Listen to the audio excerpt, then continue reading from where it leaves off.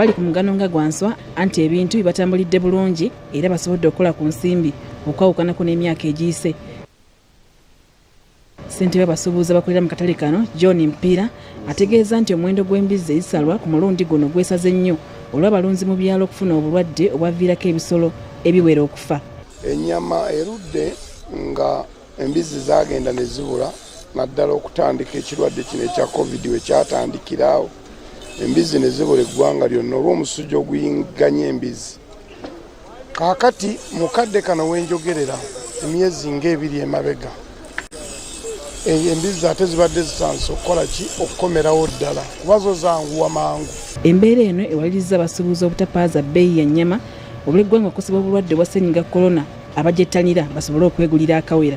Nkubiriza bannange abali mu bbucya kuba ffe tuli basuubuzi ababasuubuzi abo aba bbucya bakkakkanye ku miwendo egya bbucya kubanga olwedde wano ennyama twagissa naye bo bakyalemeddeyo waggulu. Ekyo nkiraba ng'obulabi abalinga ababba ate bakasitoma. Ennyama twagikendeeza nabo bannyonnyole be baguza babage banne ennyama twagikendeezaako naffe eri ku bweti bweriddamu n'erinnya kuba ebintu byonna kisoboka okulinnya nikikka. Kyokka newankubadde abasuubuzi bayodde ng'enjogera ennaku zino bweri bategeeza nti balina ekizibu eky'amabanja nga kiva ku bantu babasuubulako ennyama eno obutabawa nsimbi mu budde. Mozebwa nti ffe tuli ba suppliers.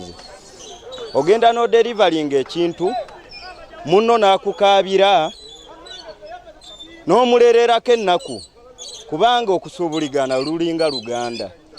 Kati munno bw'omulererako ennaku n'agamba mpaayo kiro 10 olw'eggulo nona ensimbi. Oluusi okomekkereza jjukira abantu abamu bakama baffe betuwa ennyama mabuki eyo nja bayita bakama baffe newankubadde nga bakolera mu zaffe. Kaakati abeera awo nga yavunaanyizibwa ku kifo kye naye ng'ayina abakozi. Kati bw'abeera n'abakozi ogenda n'ogenda n'akola order n'akutuma ekintu oba n'akutuma ennyama.